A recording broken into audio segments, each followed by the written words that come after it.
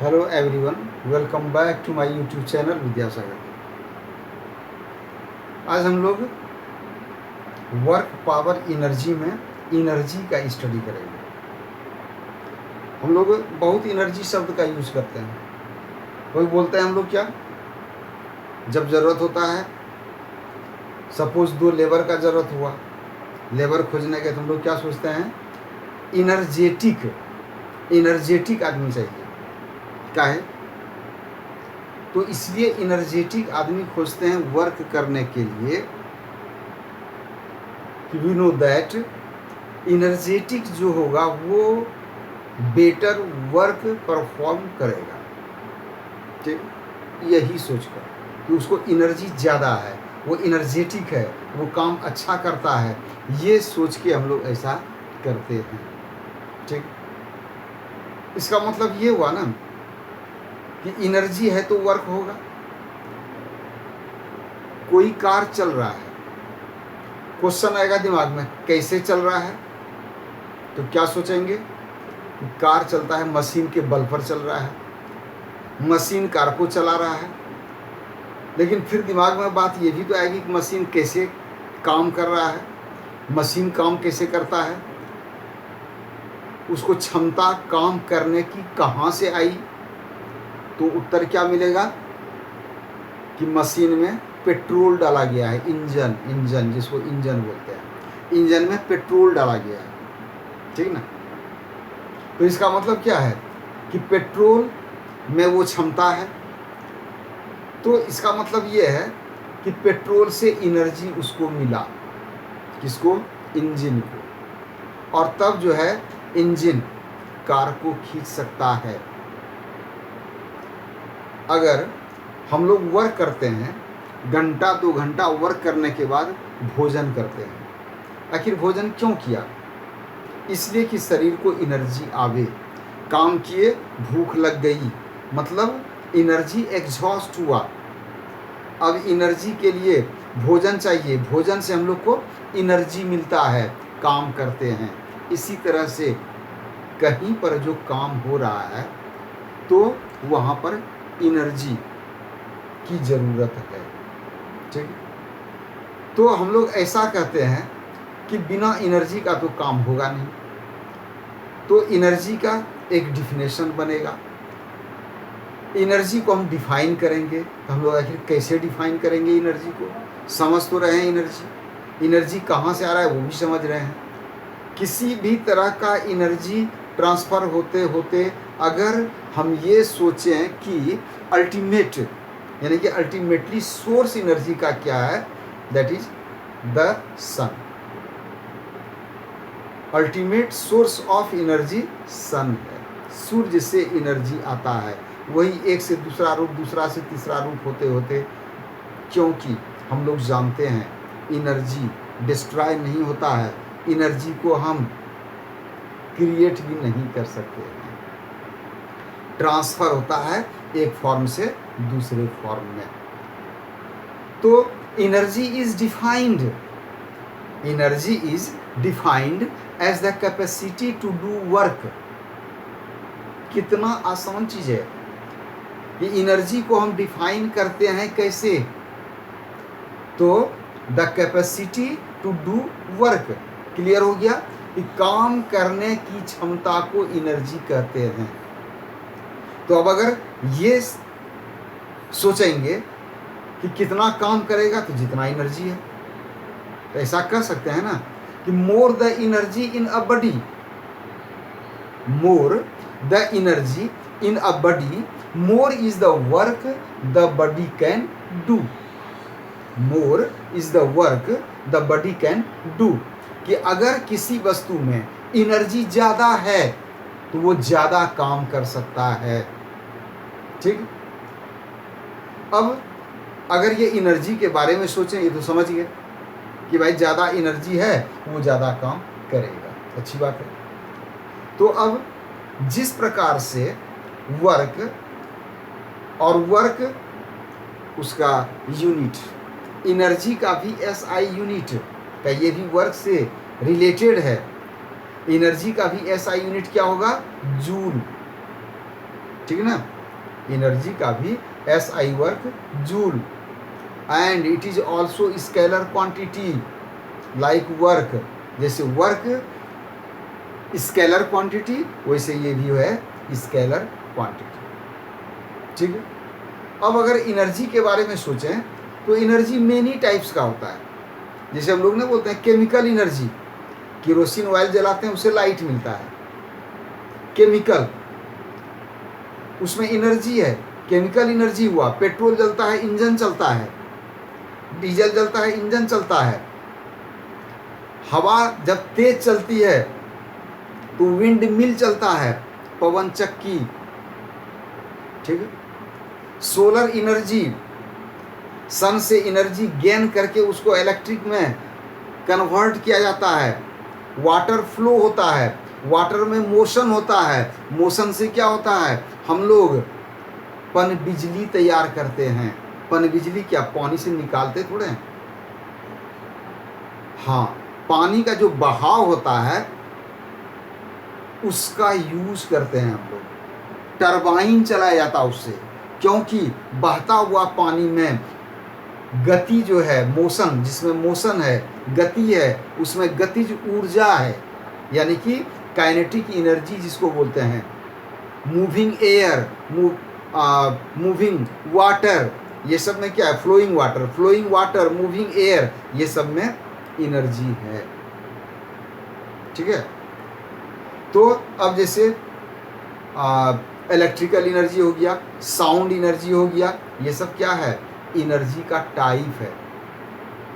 Mechanical energy, हाँ, mechanical energy जो होता है, मैकेनिकल एनर्जी में दो टाइप का एनर्जी आता है, ठीक। इसको याद रखना है कि वो सब जितना उधर हुआ, मतलब ये समझो कि एनर्जी को दो कैटेगरी में डिवाइड करो। एक हो गया मैकेनिकल और दूसरा नॉन मैकेनिकल। ये हो गया एक क्या, तो मैकेनिकल, और दूसरा हो गया नॉन मैकेनिकल। ये टू टाइप्स का एनर्जी हुआ, ठीक है। और मैकेनिकल एनर्जी में जो है, इसमें दो प्रकार का आ गया, और इधर में बहुत सारा प्रकार हो गया, chemical energy, electrical energy, solar energy, कतन एनर्जी है, साउंड एनर्जी, हीट एनर्जी।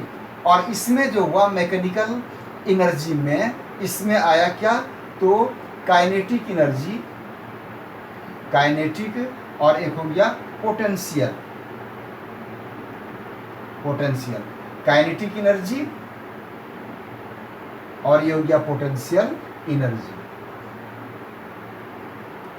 बात समझ में आई। तो ये दो एनर्जी इसके अंतर्गत आया मैकेनिकल एनर्जी में, ठीक है। इसका यूनिट भी देख लिया। अब हम लोग चलेंगे कि जब एनर्जी को जान गए, मैकेनिकल एनर्जी जाने, तो अब मैकेनिकल एनर्जी जो दो प्रकार का हुआ, इसका एक्सप्रेशन होता है, इसका डिफिनेशन होता है। अब जैसे मान लो कि काइनेटिक एनर्जी है, तो काइनेटिक एनर्जी आखिर किसको कहा जाएगा, तो इसका मतलब सीधी सी बात है कि जैसे एनर्जी हुआ कि कैपेसिटी टू डू वर्क, और जब काइनेटिक एनर्जी आ गया तो मतलब गतिज ऊर्जा, यानी ड्यू टू मोशन, मोशन के चलते, गति के चलते काइनेटिक एनर्जी होता है। मतलब कोई object possesses kinetic energy due to motion, motion के चलते उसमें गतिज ऊर्जा है, यानी कि मोशन के कारण जो ऊर्जा होता है उसी को बोला गया काइनेटिक एनर्जी। अच्छा, एक चीज़ देखो, कहीं पर ऐसे साइकिल रखा हुआ है, तुम उसमें जाके सट जाओ, कुछ नहीं होगा। लेकिन अगर वो कोई बालक भी, कोई छोटा लड़का जो साइकिल चला सकता है, अगर वो साइकिल चलाते हुए आके तुमसे टकरा जाए, तब देखो तुम्हारे ऊपर कुछ ना कुछ इफेक्ट होगा।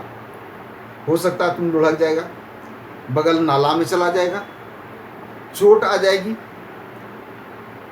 उठेगा, देखेगा बच्चा है, दे हाथ झाड़ के अपना चल दिया, क्या किया जाएगा। मतलब कहने का ये था यहाँ पर कि उस साइकिल में जिस समय वो रुका हुआ था, उसमें कोई गति नहीं था, मोशन नहीं था, तो उसमें अगर टच कर जाते हैं तो कुछ नहीं होता है। लेकिन वही अगर आके टच करता है, जब वो गतिशील रहता है, मोशन में रहता है, तो इफेक्ट पड़ जाता है, चोट आ जाती है, हर्ट पहुंचता है, हो सकता है डॉक्टर के पास भी जाना पड़ जाए।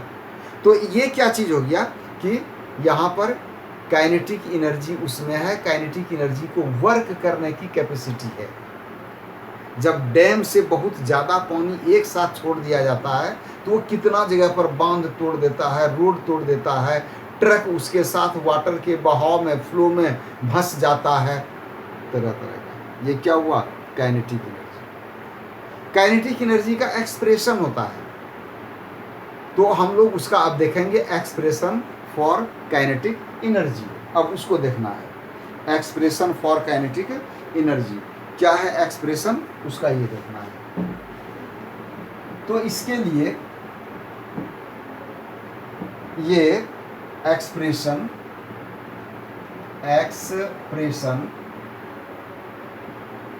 For kinetic energy,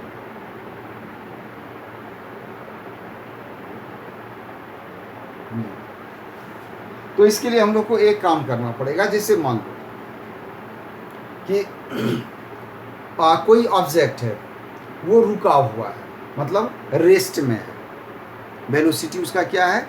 0। तो ये ऑब्जेक्ट है, ये ऑब्जेक्ट रुका हुआ है और इस पर ये फोर्स लगा F। ये ऑब्जेक्ट का मास है m, ठीक है, and initial velocity u is 0, and when force acts on this object displaces and its velocity becomes v, mass चूंकि सेम ऑब्जेक्ट है ही, and covers a distance suppose s, कि जब इस पर फोर्स लगा उस समय इसका ऑब्जेक्ट का वेलोसिटी क्या था? 0। It means the object is at rest, वो रेस्ट में है। तो इस पर फोर्स लगा, अब क्या हुआ? ये मोशन में आ गया और शॉर्ट टाइम के लिए फोर्स इस पर लगा और ऑब्जेक्ट एस डिस्टेंस को कवर किया and its velocity becomes v, उसका वेलोसिटी क्या हो गया? ठीक है, इसका मतलब ऑब्जेक्ट एक्सेलरेट हुआ, force due to force object में एक्सेलरेशन प्रोड्यूस हुआ। ठीक, अब इसके लिए एक्सप्रेशन जो निकालेंगे तो पहले हम लोग को कुछ टर्म को मानना पड़ेगा। लेट मास, m क्या हुआ? m mass of the object, m mass of the body, उस वस्तु का m क्या हुआ? मास हो गया। ठीक, अब उस पर क्या हुआ कि चूंकि वो पहले क्या था तो वह रेस्ट में था, तो वो जब रेस्ट में था it means velocity of the object was 0। क्या था उसका? 0 था वेलोसिटी, मतलब इनिशियल वेलोसिटी हो गया 0। तो मान लेंगे कि u equal to 0, that is initial velocity, ये उस ऑब्जेक्ट का इनिशियल वेलोसिटी था। ठीक, अब क्या हुआ कि उस पर फोर्स लगा, ये फोर्स लगा इन दिस डायरेक्शन, राइट की ओर, तो यानी कि F क्या हुआ? ये F यानी इस पर जो अप्लाइड यानी फोर्स जो अप्लाई हो रहा है, यानी force applied on the object, या बॉडी, एक जगह बॉडी लिखा है, बॉडी, ये बॉडी, उस पर फोर्स लगा। ठीक, और जब बड़े हो गए कि जब फोर्स ऑब्जेक्ट पर लगेगा तो ऑब्जेक्ट में कुछ ना कुछ चेंजिंग आता है, उसका वेलोसिटी में चेंजिंग हो सकता है। जैसे उसका वेलोसिटी u 0 था, अब जब फोर्स उस पर लगा तो उसका वेलोसिटी क्या कुछ हो गया, कुछ बढ़ा, इट मीन्स एक्सेलरेट हुआ, यानी एक्सेलरेशन। तो ये क्या हुआ? तो acceleration acceleration produced in the body, इतना एक्सीलरेशन उसमें प्रोड्यूस हुआ। ठीक है, तो ये हो गया एक्सीलरेशन। हाँ, एक चीज़ ये भी याद रखना है कि एक्सीलरेशन उसका उसी डायरेक्शन में होगा जिस डायरेक्शन में फोर्स लगा हुआ है। ठीक है, अब उसके बाद ये भी फाइनल वेलोसिटी क्या हुआ, फाइनल वेलोसिटी v यानी v equal to final velocity of the body, ये हो गया इसका फाइनल वेलोसिटी। ठीक ना, और उसमें जब फोर्स लगा तो उसने सर्टेन डिस्टेंस कवर किया। कितना डिस्टेंस कवर किया, s, यानी कि s equal to distance travelled by the body, वस्तु के द्वारा इतना डिस्टेंस ट्रेवल हुआ या कवर्ड भी कर सकते हैं, इतना डिस्टेंस कवर किया। तो पहले इतना चीज़ दिमाग में ले आना है कि क्या क्या होगा, क्या था उस पर फोर्स का इफेक्ट हुआ, क्या चेंजिंग आया, पहले ये सारी बातें लिख लेना है तो इजी होगा। अब पहले हम लोग को ये देखना है कि उसका वेलोसिटी क्या हुआ, as v square is equal to u square plus 2as, यानी कि इसका v का वैल्यू यानी कि फाइनल वेलोसिटी निकाल रहे हैं, तो ये क्या हो जाएगा, तो चूंकि u तो 0 है इसका, तो इसलिए v स्क्वायर इक्वल टू हो जाएगा 0 और प्लस ये बचा क्या 2as, और इससे हम लोग को क्या करना है, v स्क्वायर, चूँकि वहाँ पर u 0 है ना, तो इसलिए ये u 0 हो गया, तो v square equal to 2as, where v final velocity, u initial, a acceleration और s डिस्प्लेसमेंट, जितना सा वो कवर किया डिस्टेंस। अब यहाँ पर a हम लोग को निकाल लेना है, तो this implies a equals to हो जाएगा v स्क्वायर और बाय 2s, ये इसको एक इक्वेशन मान, कोई दिक्कत संभवतः नहीं होना चाहिए, क्या है, इजी लैंग्वेज है, समझ में आराम से आएगा। ठीक, अब क्या हुआ कि मतलब जैसे कि उस पर फोर्स लगा और सेम डायरेक्शन में उसमें कुछ वर्क हुआ ना, सेम डायरेक्शन में कुछ वर्क होगा, क्या एक्सीलरेशन हुआ, कुछ दूरी उसने तय किया, तो हम लोग को ये देखना है कि ये वर्क जानने के लिए हम लोग ये देखेंगे कि वर्क वो कितना सा हो रहा है वहाँ पर, क्यों, इसलिए कि वर्क उसी अनुसार होगा जिस अनुसार उस पर उसमें एनर्जी है। ठीक है, यानी वर्क अगर हम जान लेंगे तो उससे एनर्जी को मेजर कर लेंगे। तो इसलिए अब हम लोग को ये देखना है कि वर्क क्या होगा, वर्क उस डायरेक्शन में जिस डायरेक्शन में कि डिस्प्लेसमेंट ऑब्जेक्ट में हुआ है। तो अब वर्क निकालने के लिए क्या करना है हम लोग को कि therefore work done by the force on the object, on the body, उस वस्तु पर जो अब वर्क होगा इसको अब जानना है। तो वर्क निकालने के लिए फॉर्मूला क्या हो गया, W बराबर F इंटू एस। ठीक है, F इंटू एस, और F बराबर होता है MA इंटू हो गया S, और यहाँ पर हम लोग क्या किए हैं कि A निकाल के रखे हुए हैं, तो from first W is equal to हो जाएगा A यानी M रहेगा इंटू A की जगह आ जाएगा V स्क्वायर बाय 2S और इंटू ये हो जाएगा S। यहाँ लिख देंगे फ्रॉम फर्स्ट का, फर्स्ट का हम लोग हेल्प लिए इक्वेशन फर्स्ट का, और अब क्या होगा तो ये कट गया, W बराबर क्या हुआ तो 1/2 इंटू MV स्क्वायर, तो ये जो यहाँ पर हुआ W बराबर हाफ MV स्क्वायर, ये वर्क हुआ, work done by the force on the object. और ये जो वर्क हुआ यही अपीयर हो जाएगा इन द फॉर्म और एज द काइनेटिक एनर्जी। यानी इसका मतलब ये हमको सीधा जानना है कि ये जो वर्क हुआ ये उसमें स्टोर हुआ, किस रूप में स्टोर हुआ, एज एनर्जी। और ये जो एनर्जी उसमें आया काइनेटिक एनर्जी होगा, काहे, तो उसका मोशन के चलते हुआ। तो हम लोग ये कह सकते हैं कि this work done appears as the kinetic energy. This work done appears, this work done appears in the form of energy, in the form of energy। यही एनर्जी के रूप में जमा हुआ। और ये जो एनर्जी होगा, ठीक है, ये जो एनर्जी होगा यहाँ पर वो कौन सा एनर्जी होगा, kinetic energy. Energy therefore kinetic energy, kinetic energy is equals to half mv²।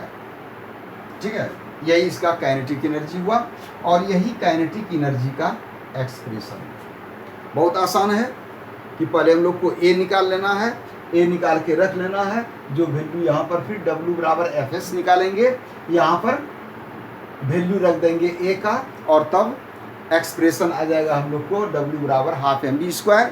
और यही वर्क डन जो हुआ उस ऑब्जेक्ट पर उस फोर्स के द्वारा वह काइनेटिक एनर्जी के फॉर्म में उसमें स्टोर हो गया, अर्थात वही हुआ उसका काइनेटिक एनर्जी। ठीक, अब एक चीज़ ये देखना है कि काइनेटिक एनर्जी का हम लोग अभी पढ़े ही कि यूनिट इसका जूल होता है। हाँ, एक चीज़ ये देखना है, इसमें देखो mv² पर डिपेंड करने वाला है कौन, काइनेटिक एनर्जी, यानी कि m पर डिपेंड करेगा एंड v² पर डिपेंड करेगा। अब जैसे वर्क में हम लोग देखे थे कि वर्क निगेटिव भी हो सकता है, तो क्या काइनेटिक एनर्जी भी निगेटिव हो सकता है क्या? नहीं। क्यों नहीं होगा? बिकॉज मास ऑलवेज पॉजिटिव होगा। कोई वस्तु है उसका कुछ ना कुछ तो मास होगा, तो मास उसका पॉजिटिव होगा। v² वेलोसिटी, वेलोसिटी निगेटिव हो जाता है, का रिटार्डेशन भी निकलता है, जानते करते हो। लेकिन यहाँ पर क्या है, v², अगर किसी रियल नंबर का स्क्वायर करेंगे तो वो क्या होगा, पॉजिटिव होगा। और इसीलिए काइनेटिक एनर्जी कभी निगेटिव नहीं होगा। ओके, अब नेक्स्ट डे हम लोग इस पर कुछ प्रॉब्लम का स्टडी करेंगे। ओके, और फिर आगे पावर में आएंगे। Thank you for watching this video.